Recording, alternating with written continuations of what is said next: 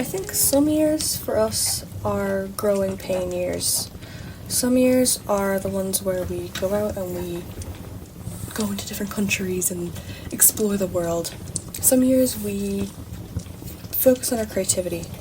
I feel like every year has its theme, and this year for me, it really taught me a lot, and I'm going to be taking these lessons staunchly in my heart and carrying them into this next year. I've learned a lot, and I want to teach you guys what I learned as well. So I'm going to start off with doing a little bit of makeup as well, just to keep you entertained on the visual side of things. I'm going to be doing some makeup that goes along with these glasses, so let's start. The first lesson I learned this year was using your past as like a bit of a guide, but never ever go back to your past. Even if there was something good in your past, our brain has the tendency to over-romanticize it. That chapter in your life is done now, and you can take the lessons that you learned from it and you can use them as a guidance, but don't ever try and put yourself into the exact same place that you were before. In 2023, I had such an amazing time. You guys, if you were a subscriber and have been, were there for it, and I was really throwing out videos all over YouTube, and I was really confident and everything was going well. But that's because my inner world was doing amazing. And then I got addicted to a very specific video game. Change is the only constant, and if you're constantly running back to your past, if it was a bad time or a good time, it's not going to benefit you in any way. Looking back for like a couple minutes or an hour or whatever, reminiscing, that's fine, but trying to recreate a whole chapter of your life, it's just going to keep you stagnant, it's going to keep you stuck. I was doing that for this past year, trying my best to get back to 2023 Daisy, but it just wasn't working because I had learned lessons since then. This whole video is about lessons. My whole personality is about integrating lessons. I think something important to note is you're never going to be the same person twice. You are always evolving. And this goes into the main point of this point, which is the present moment is the most important moment. It is the only moment. Never spend time worrying about what other people think. Never spend time worrying about the future or about the past. The past is done. The past is a memory. The past is like a concept that's in our heads. And of course you might have hurt someone in the past. You might have done some bad things. I guess we were all just trying to survive in our pasts. Paying homage to that version of yourself. Try and understand them. Try and get to know them in some way. But don't attach yourself to them. Don't overly attach yourself to the past. The present is the only moment that truly exists. And I mean, I feel like me saying that is a bit scary. A scary concept. But in theory, it's a scary concept. But in practice, it's probably the most beautiful thing that you're going to ever do for yourself. My second point, actually a good friend of mine reminded me of this. Emotions, a lot of the time when we're in a depressive state, we feel like we are depression. You know? Does anyone else get that? Where you feel like you are depression? Well, there's this saying in Ireland, in Irish, tá emotion and emotion is on me. Tá brona, sadness is on me. Tá sunna happiness is on me. In the Irish language, there was no such thing as you being the emotion. Like in English, it's I am sad, but you are not sad. Sadness is just with you for a certain amount of time. And there's nothing wrong with that. There's nothing wrong with that at all. These are emotions. This is what we signed up for. We were being human. We have emotions. Living beings on Earth have emotions. And that is a beautiful thing. But I feel like it's really been stigmatized a lot in this society. And I'm sure you agree with me when I say that things are very, very fast-paced in society. And I think that's where a lot of our anxieties come from. We never are given a moment to just sit down with our sadness. I don't really think there's a normalization of kind of like the really staunch difference between your thoughts and your emotions. Your thoughts can come from your emotions, but you have control over your thoughts. You might think you have control over your emotions, but I would be someone who would disagree with that. I don't think you have control over your emotions, but I think we were born to feel, and we need to feel. And I used to really avoid sadness, and I used to be a very toxic positive type person. I need to throw my glasses on because I cannot see what I'm doing.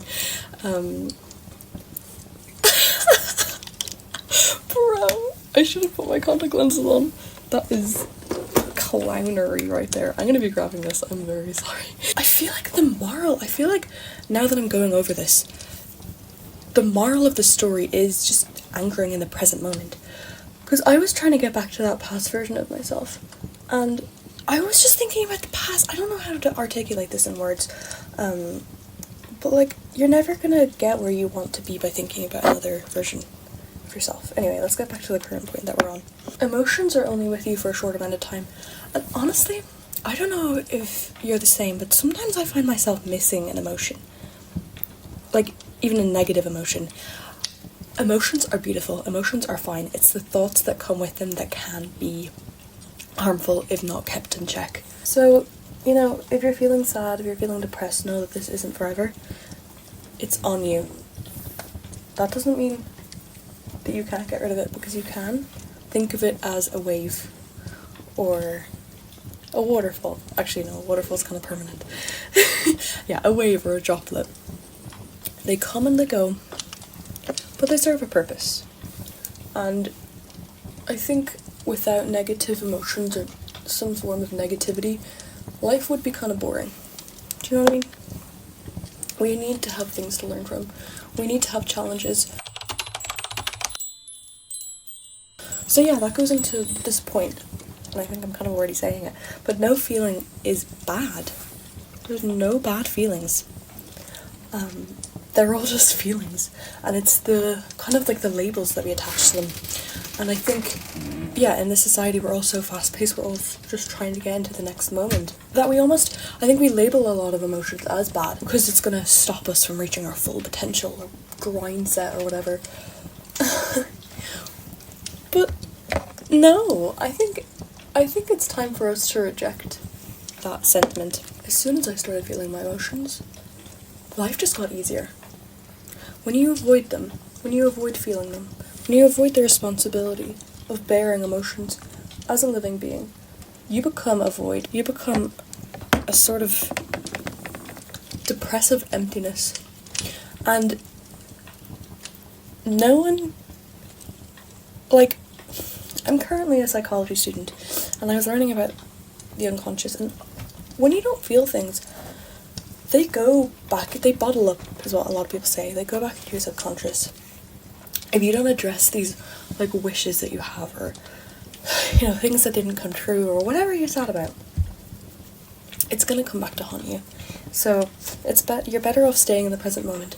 Or if something comes up, don't judge it. Don't offer it your societal, you know, like, pressures.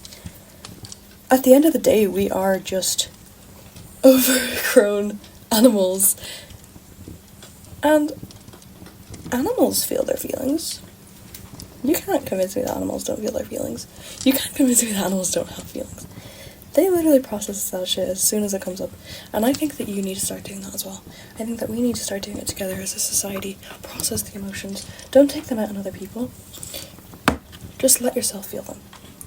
Let yourself feel sad. Let yourself feel happy.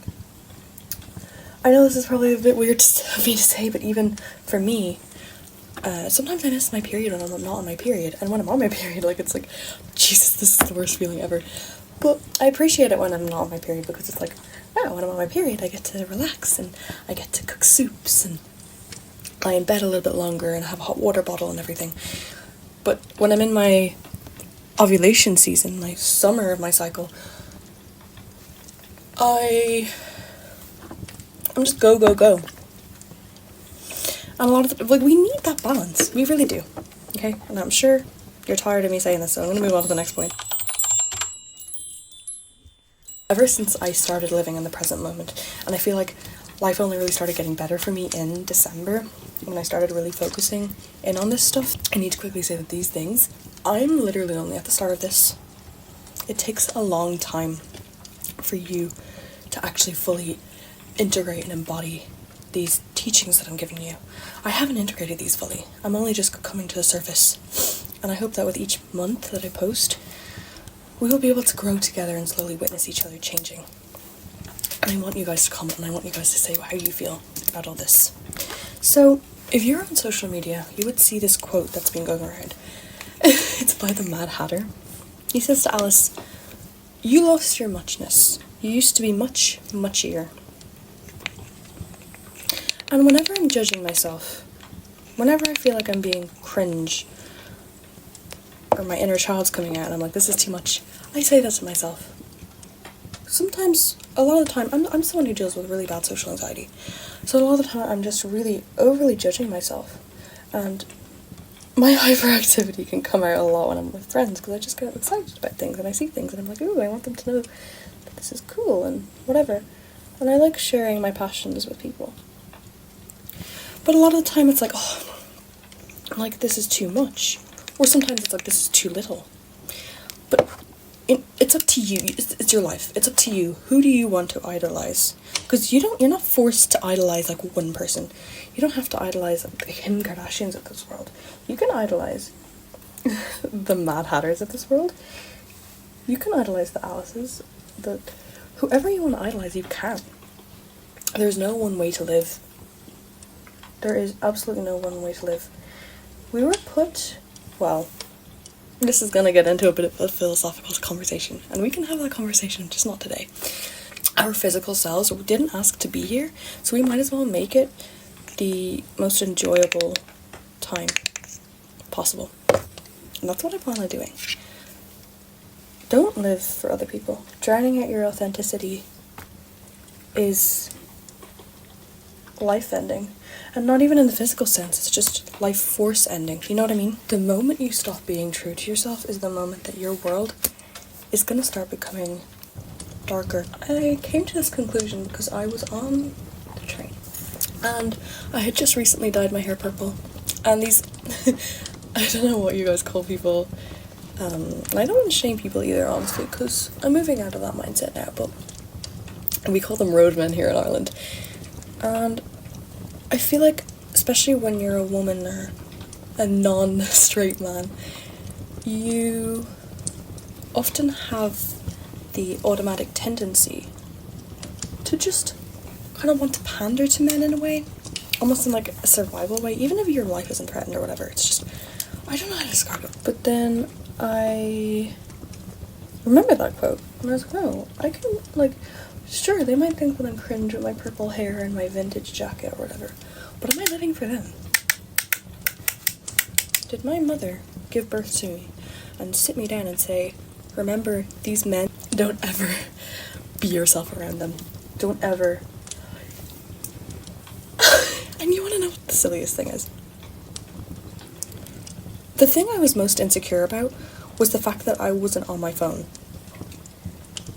And that says a lot about the way society has been headed. Anxiety? Screw you. It's just crippling. It's crippling.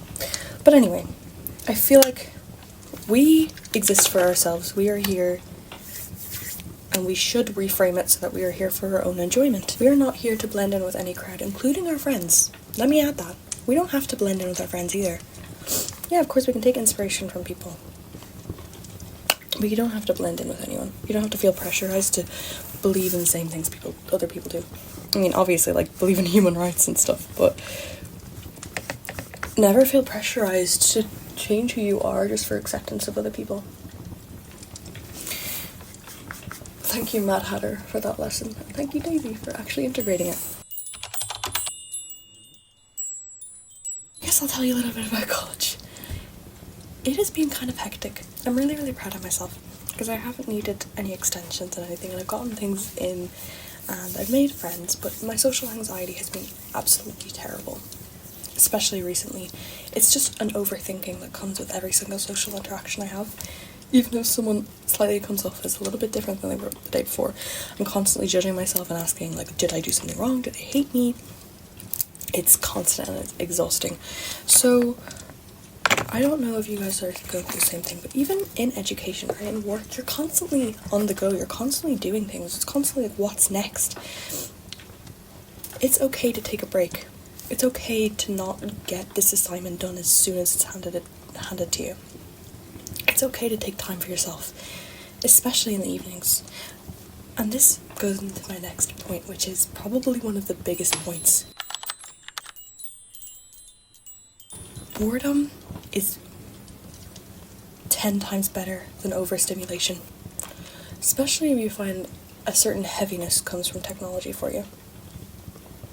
As soon as I started letting myself be bored, that's when the creative juices flew.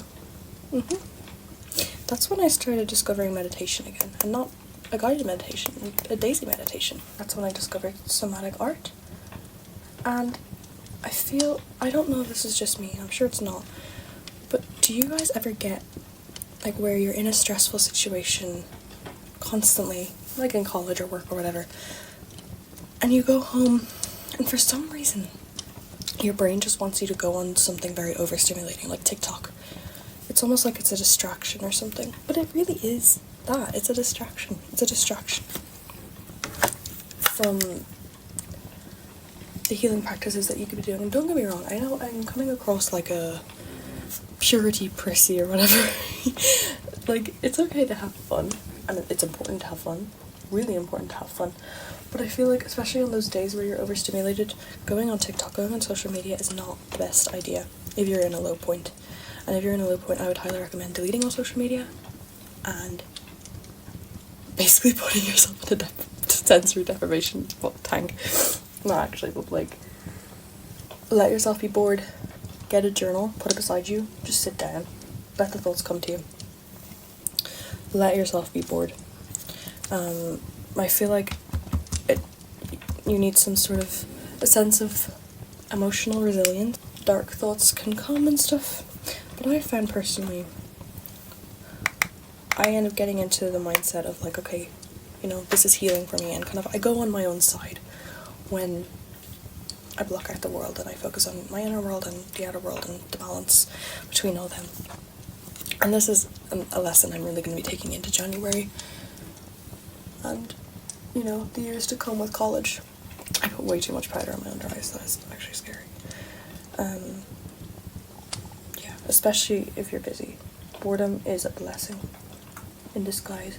And like, sometimes you need it, sometimes you don't. I feel like, especially if you have a menstrual cycle, like, I absolutely love to cycle sync, be aware of my cycle. Because before my period, I get very I need no one else. I need to just be by myself, be in my mind palace. And in the past, I haven't treated myself that good. I've just scrolled on TikTok and gone into like these little rabbit holes, which really can be harmful. As soon as you let yourself settle down, as soon as you let the noise disperse and quieten down, you will learn, and you will actually be given quite a few messages from your inner mind, from your subconscious mind. But shadow work, really. I would consider it. I would really consider it shadow work, what I'm describing here.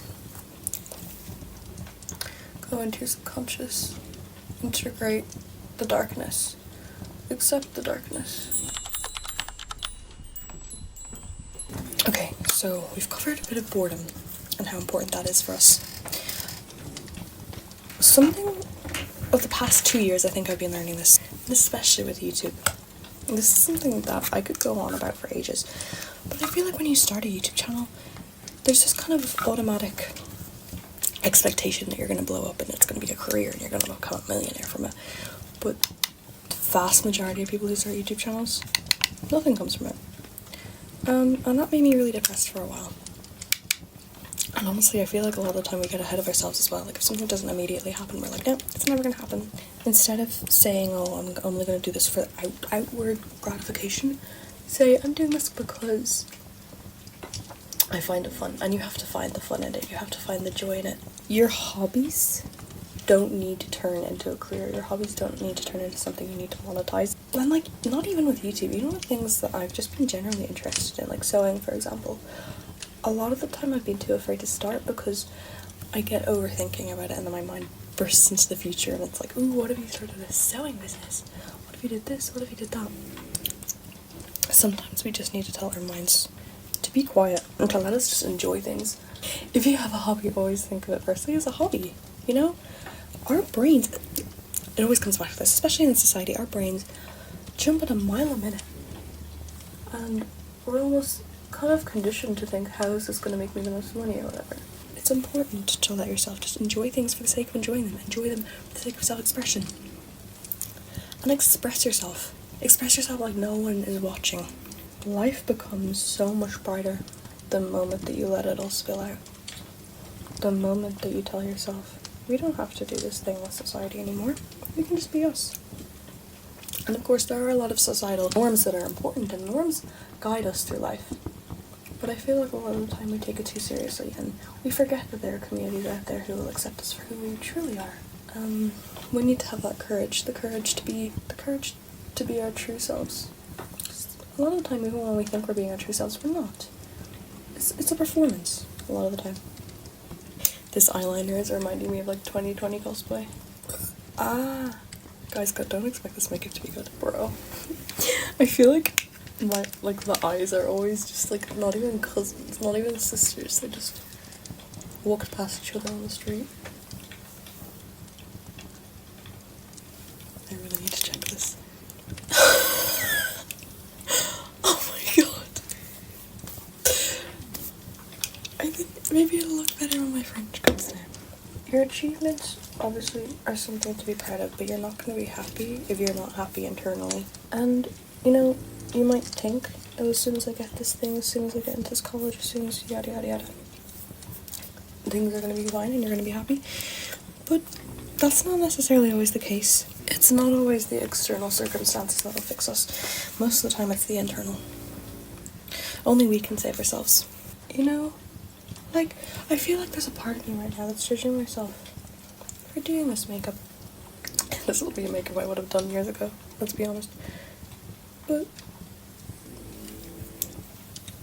judging myself, it's just gonna make me feel heavy. And there's no reason either. Sometimes we have to do silly makeup looks to do good makeup looks, and sometimes we just judge ourselves too much. Yeah, we tend to be our own worst judges. Most people would not think about you the way you think about yourself. So, we tend to rush almost enthusiastically to judge ourselves. I think it's a defense mechanism. If I judge myself harshly, then that means I've already done it and no one else has to do it for me. Self-expression is one of the greatest gifts that was given to us as a species. And we need to use it. And we need to use it authentically. And I know sometimes it's just not the right time in your life as well. Sometimes you might be consuming content like this and it's just like it might be clicking with you, but like you might just know that it's just not the right time. This is just like a tip of the iceberg of all the things that I've learned and all the things that I'm continuing to learn and that I haven't even integrated properly yet. Earth is a school. We're here to be silly. And I don't care if you are spiritual or not. I think we can all agree that the inner child exists. And it is imperative to express that inner child. It is imperative to express any creative juices that you have flowing inside you and to not suppress yourself. Any little cringe thing that you want to do it, because that'll save you. As soon as you get over that initial judgy voice in your head, or even judgy voices outside you, because let's be honest, that happens, you will be so much happier for it. And a lot of these things are easier said than done, and a lot of these things happen with time. And I feel like a lot of the time we need to come to our own conclusions as well. And like, you know, people will tell stories, people will say things like this, but you don't know how it feels yet sometimes if you haven't been at that place yet. So never feel pressure with yourself to be perfect or whatever, because that comes with time.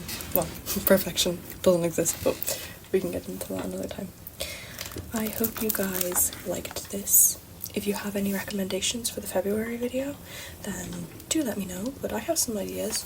I hope my subbies like this little surprise. As you guys know, I'm a college student. I'm hoping to get a job for the summer, and I really don't like promising anything, but my personal goal for myself is posting a video a month, and I hope that that works for you guys. I kept disappearing, and I'm sorry about that, but it really just wasn't the right time, and I feel like having this space like any space to express ourselves is a great thing. So I hope to come back, and I hope to continue to grow and evolve with you. And I love you so much. And I thank you so much for joining me. And I will see you in a couple weeks.